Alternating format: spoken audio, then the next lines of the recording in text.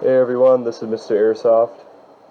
This is the first video that will be going up on my channel, so I'm just going to tell you now that for most of my videos I will probably be looking at my airsoft guns, showing you guys what's inside them, what I do to them, just that sort of thing.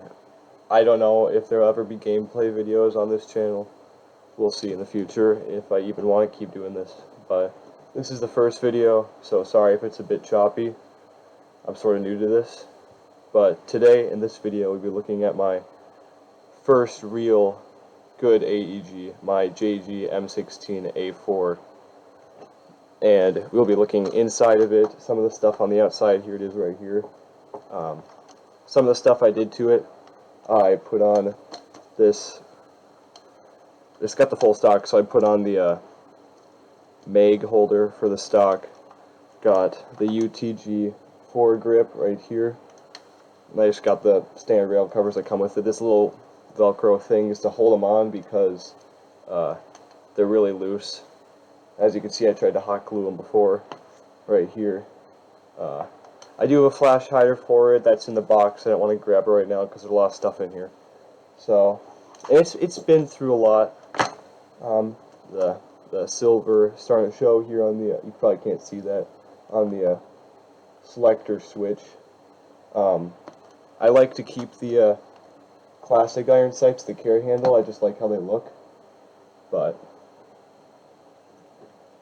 drop this screwdriver. Alright.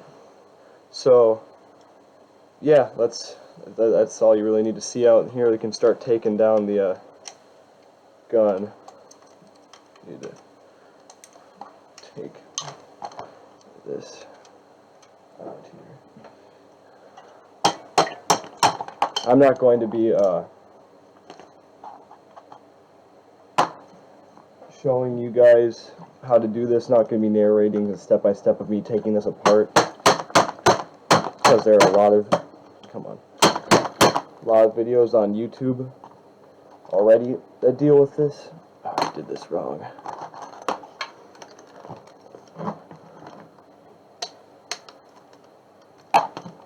Dang it.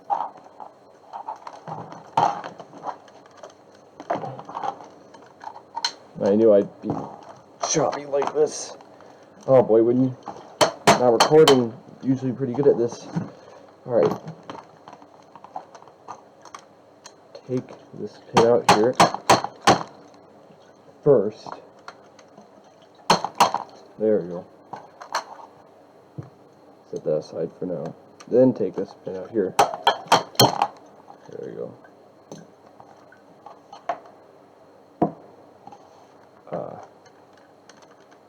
So yeah, now we can take the receiver off. Should just pop out there. Set that aside. Alright.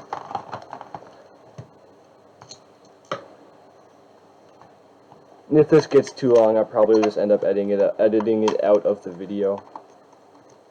We'll see. Sorry about the glare too. It's gonna make some things really bright. I don't have any nice like recording equipment or anything because I don't usually make these videos. We'll see what happens though. It's a long boy right there.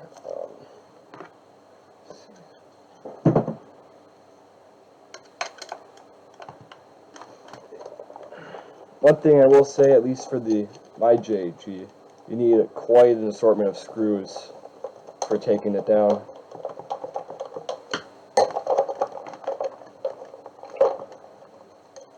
And I'm sure it's like that for most guns. At least I've had that experience with other guns too. It's just now that I notice it. Take this right off here. I also got a little ASG, I think it's an adapter, because they have the big Tamiya connectors here, as you can see, a bit larger than the other ones. So I had to get an adapter for smaller NAMH or LiPo ones. I don't think I'm going to do any deans with this gun because I don't plan on doing a heavy stress build in this gun. So I'm just gonna keep with Tamiya. Maybe I'll do deans if I get more experience with that, but I'd rather do deans in my other gun first because that has an 11.1 LiPo in it, and it's gonna have 13.1 gears. It's got a lone XA too, so that's probably gonna be getting deans soon. But yeah, so back to this. Move this over.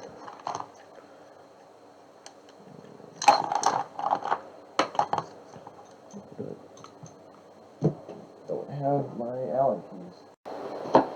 Alright, so now grabbing my Allen keys here. Might need this wrench to screws here. Got some stuff, like small hardware pieces.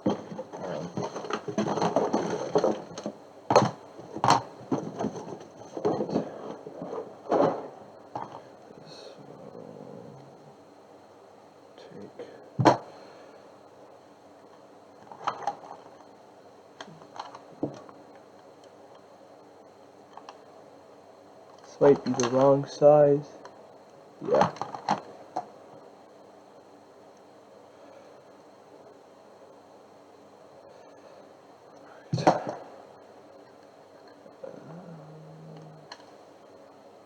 This screw is slowly getting stripped. I might have to buy a new just set for the mag release here.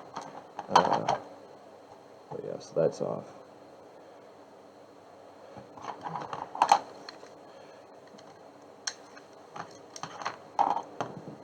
Got those out. Gotta take the pistol grip off. I should have done that earlier. Doesn't really matter though.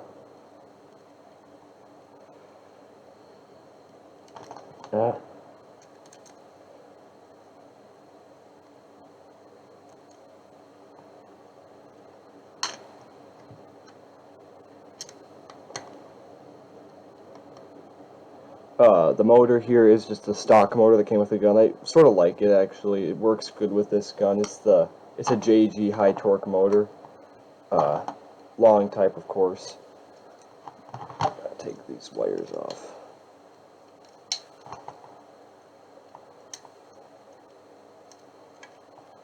You'll see it in a second here. I don't really know if this is the same thing as the JG Blues or not, but I just like it. You can see how it's focused in. Yeah. Yeah, it's worked good with this gun so far. Put that off to the side here. Let me see. This is out need a light. I hate this. Is probably my least favorite part of taking the gun down. Is just these two stupid screws down in the pistol grip. I was in this gun yesterday too, working on the gearbox. I had some, and this is one of the reasons I'm making this video. I want to see if other people have had this problem that I've had, and I'll talk about it when I get in there. But I was fixing the problem. It happened the last time we were out playing Airsoft. Is that out there? So I just want to see what other people think of it, and give you guys my theory of what made the gearbox get messed up here.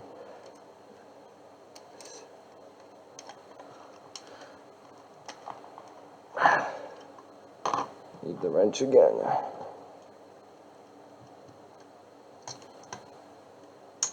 There.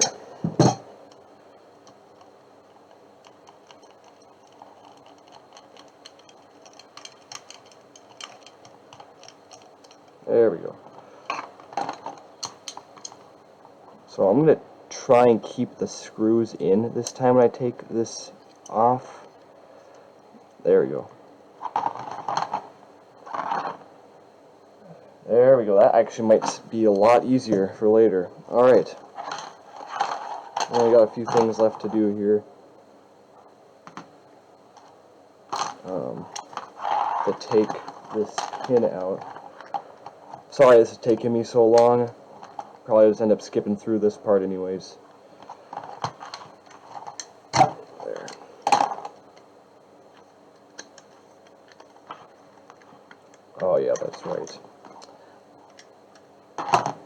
round screwdriver. I don't know if every M4, M16 has this little piece here. It's just, I think it's supposed to help load the BBs in. But I always forget it's there.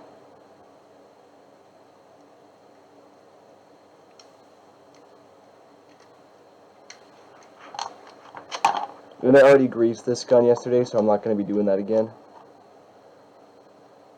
That would be ridiculous. I already... Okay, yeah, that's good. Yeah. Basically, just going to be checking on the gun because yesterday I was having this problem. I had to put in new trigger contacts, which I'll get into that more later. But I was test shooting it, and it would go, if I did a half trigger pull, it would shoot full auto. I'm pretty sure I know why. I just want to make sure. And then now you guys can see this. So here's the gearbox. Start taking the screws off.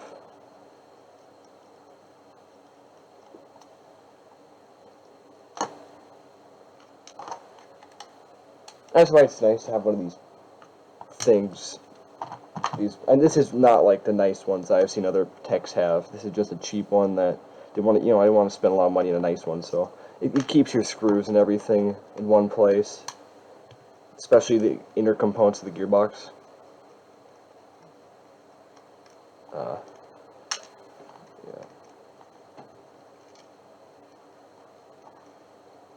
So yeah, like I said, most of this gun's stock. The gearbox is mostly stock. I just had to replace a few things. And this, I've had this gun for about 2 years now. It has lasted me the whole time until probably about maybe a couple weeks ago when it broke on the field. It started shooting 2-round burst on semi-auto, and I immediately knew it had something to do with the trigger system, which, that's pretty obvious already. But I was thinking it was the cutoff lever, which when I got into there, I was surprised at what I saw. And you'll see that in a second. I'll show you in a second here. Almost done.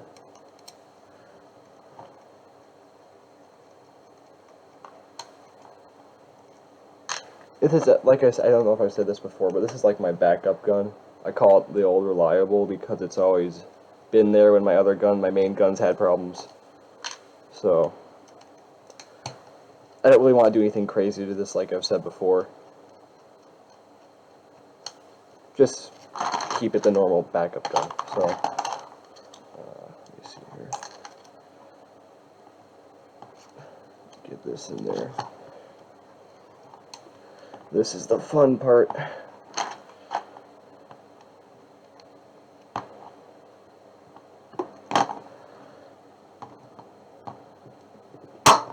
Yep, there's some spring tension. There we go. Got the spring out. That little bearing always comes out there. Alright, there's the gearbox. Things are a little bit, let me bring it up closer. It's a little bit, off center because of the spring coming out and everything, but, so yeah, now we can get into what I had to do in here. I was going to keep it stock, I guess, as long as possible. So the thing that happened when I was playing, so when I got home, and I decided to take apart the gun to see what was the problem. Let me take this out here, so we can actually get in there.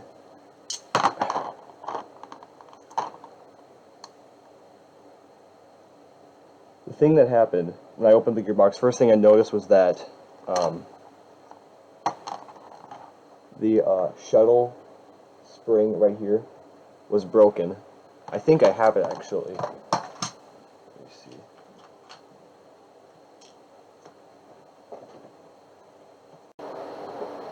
So here's the spring. I'm going to try and focus the camera in on it here. There we go. So yeah, that's obviously broken.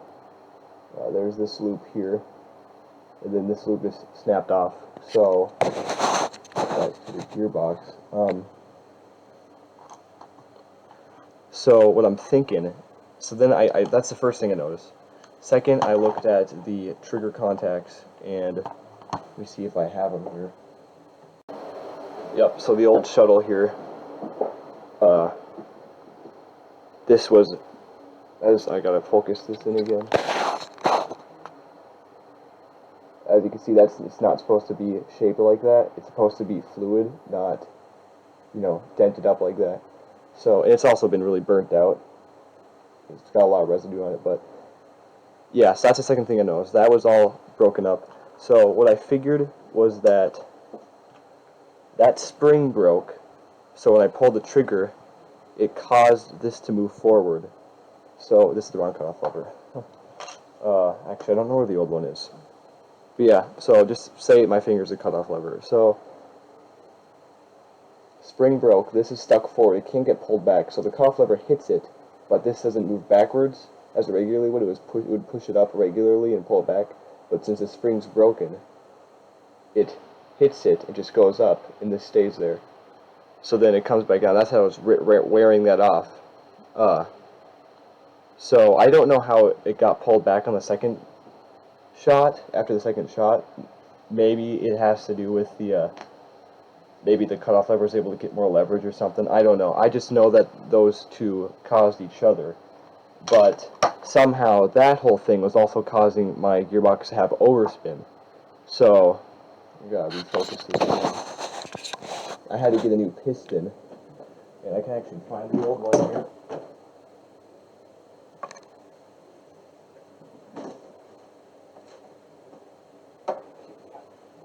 Yep. So, this is the old stock piston, and that had overspin. As you can see, it's all roughed up there.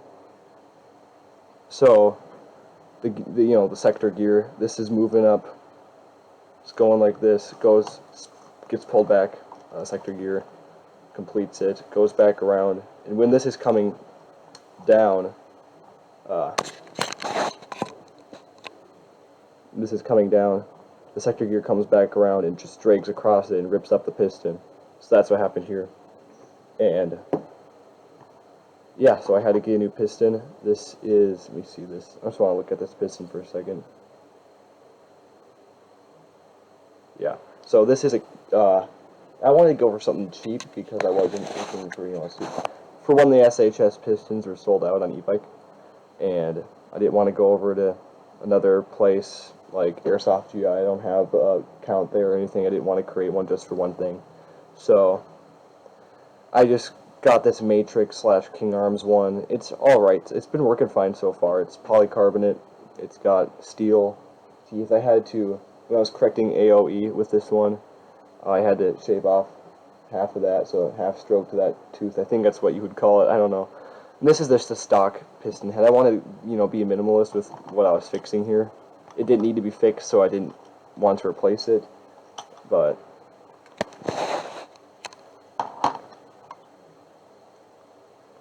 yeah, this is just all.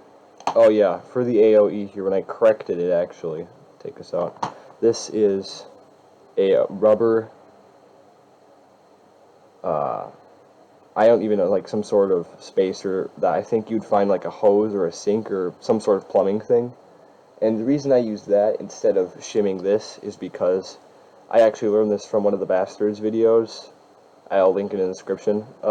He talked about how when you shim the piston head to correct AOE, it actually gives less thread contact between the piston head and the piston. So what you have is a problem, could possibly happen, is when it's going back and forth, the piston head comes out of the piston, and then it's just sitting there in the cylinder, and so then it's creating a lot more space. That could, for one thing, the impact of that could ruin your cylinder head, could ruin your piston head, it could ruin your piston just from that impact.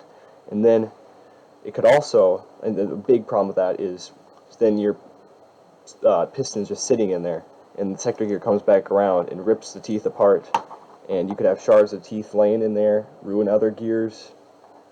So, there's a lot of damage that could happen if if the piston head came off. And I know lots of people don't want to shim the cylinder head to correct AOE because they say that, especially when using a sorbo pad, that the piston will compress it enough so it won't even change the AOE at all. So that's why I'm using like this. This is like a tough rubber. It's not like, you know, real spongy, so it won't really get compressed that much. But it's, you know, it's not tough enough that it'll ruin the piston head. So it's a good balance. And even if it was bad, I would rather risk having bad AOE than having a whole ruined gearbox, because your gun obviously is able to run with bad AOE. You're not really correcting it that much, and you are. It's a good thing to do. It's just, it's okay to run your gun without it. When obviously it's not okay to run your gun with a ruined piston head, and gears. So yeah. This is a new trigger switch I got because the other one was burned out. It's just an Angel Custom V2. And this is actually the, there goes the gear. I should actually take these out. This is actually one of the problems I had. Was, these are stock gears, by the way. I think they're 18:1 ratios. But yesterday, these were pinched in extremely far. I can't really get a good angle on it. There we go. Focus this in here. Yeah, there we go. So those are pinched in really far. And my theory is that since it was shooting full auto and I half pulled the trigger, my theory is that, let me see if I can space these out more. I gotta take the trigger out. It was going for the shuttle is going far enough to touch the contacts, but the cutoff lever can't pull it back, so it's able to go in full auto and keep going, and the cutoff lever can't do anything about it. So I'm just gonna try and space those out. Fix the shims here. I re-shimmed the whole gearbox yesterday too. Like I said, I greased it, I shimmed it. Yeah. Had to put in a lot more shims because it was terribly off, and now it sounds a lot better. But I'm gonna try and fix this trigger contacts off camera. Alright, I think that is fixed. There we go. Yeah, one thing that I like about this gun, though, through all my 2 years of it, the compression has never gone bad. I've never had to fix a single thing on compression. So, I'm just making sure I got all the shims here. Yeah, I've tested multiple times. The air seal throughout the entire system is really good. Between the nozzle and the cylinder head, piston, cylinder, all that stuff.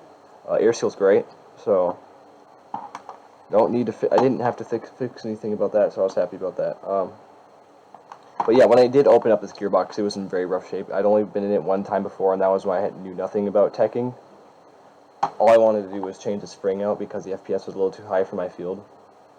So this is actually the old spring, and when I corrected AOE, I knew that it would drop FPS just a bit, so I put the old spring back in, so it balanced each other out, and it stayed at 395, so that's good. But yeah, the FPS has been very consistent. With the old spring, originally it was around 410, 405. Took that up with the new one, and it was a King Arms from my friend. That spring gave it around 395 FPS, and then with this new setup that I just did, it stayed at 395 FPS. So I'm happy with that. That's sort of what I want in this gun. So I'm really happy about the compression. Didn't have to do anything to it. With my G&G, the compression was terrible. After a while, this year, the first game I did, it dropped at like 50, so I had to come home and fix the compression. And I'll talk about that in the other video. That's a whole nother story. It's crazy. It's still an ongoing story, to be honest with you. But yeah. So, and this is the one thing I don't like about these V2 gearboxes is just how crammed in everything is, especially when you're putting it back together. That's one of the things I realized when I first opened this gun. I really like the V3 gearboxes, just the fact that there's a lot more space, especially for the trigger area. And this trigger is really annoying. It always slides out here and it just gets in the way, but it's sort of necessary. Yeah, yeah, these are all shimmed really good though, as I mentioned before.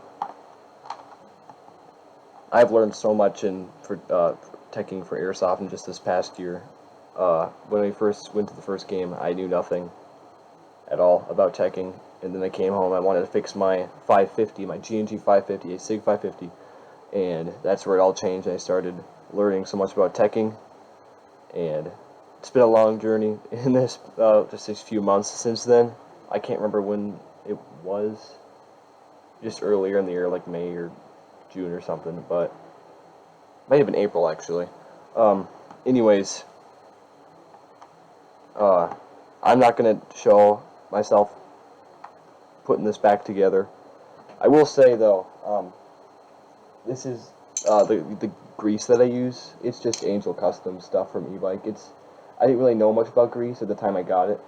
I didn't want to. I heard that Super Lube was really good. Lots of techs use it, like the Airsoft tech, and I didn't want to create a different account on the internet just to buy one thing from, Real Armory, wherever they said it sold it. So I didn't buy it. I just bought that stuff, and it's worked fine. I don't really know much about grease still, like brands and like how good it should be, but this stuff's worked fine for me so far. But then, lo and behold, I was just walking around my local Ace Hardware the other day, and I ran into this Super Lube just sitting on the shelf. They have it there, multiple stuff. I mean, I was really surprised. I was really happy because now I can go start using this stuff, because I've heard this stuff is great for your gearbox. So that'll probably what I'll be using after I run out of the Angel Custom stuff. And I know Angel Custom's a very controversial thing with people, because some people say it sucks, some people say it doesn't. I just get it because their stuff's cheap. And I mean, so far this trigger contact's been working really good. Yesterday I shot and it was great. It sounded great. The only thing I didn't like, once again, as I said, was how close those things were pinched together. So it was sort of messing up my, like, the trigger response. But now I think I've fixed it. I should have fixed it. It should be an easy fix anyways. But like I said, grease is okay. It's been working fine. The silicone oil I use for the inner barrel is this SC50 stuff from Aim Top. Once again, cheap stuff that I just wanted to get because I didn't care about the brand. I don't know if Aim Top's good or not. I'm sure lots of people were saying, "Oh man, it sucks, don't get Aim Top." But I don't really care. It's silicone oil. What are you gonna do wrong with it anyways? But I'm sure once again I'm gonna get people saying, "Oh, there's so many things you can do wrong with silicone oil. You got to get this brand and this brand." And I don't know. I'm sort of, like I said, I'm new to this sort of video. I'm new to teching, so try to be nice. Yeah, that's my JG M16A4. Trying to think if there's anything else I should mention about this gun.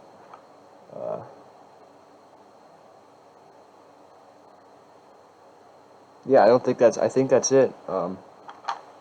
As I've said before, I don't really plan like making this a crazy gun or anything. This is sort of my old reliable, my backup gun, and my gun that I let my friends who don't really have any airsoft guns use. So I want to keep it normal. I don't want to, like I said, make it crazy or anything. So that's for my main gun. That's for 550. That'll be a crazy gun. That'll probably be the next video that I do. I'm waiting for SHS gears to get off of pre-order on e-bike. It's 13.1 Matrix. They're rebranding the SHS gears, so waiting for those to get off of pre-order. When those come in, I'll probably make a video going into my 550's gearbox, because I'm sure I've actually never seen a single video of like a full takedown of the gun. So I think that'll be interesting for people to see, and maybe helpful for some people who have the same rifle as me. And that'll be another video for another day. There's a big story behind the upgrading of that gun too, so we'll get into that in that video. But yeah, thanks for watching my first video of my modified JG M16A4. Maybe I'll make a video shooting it, chronoing it, and everything, but that'll be for another day. And once again, thanks for watching. See you guys later.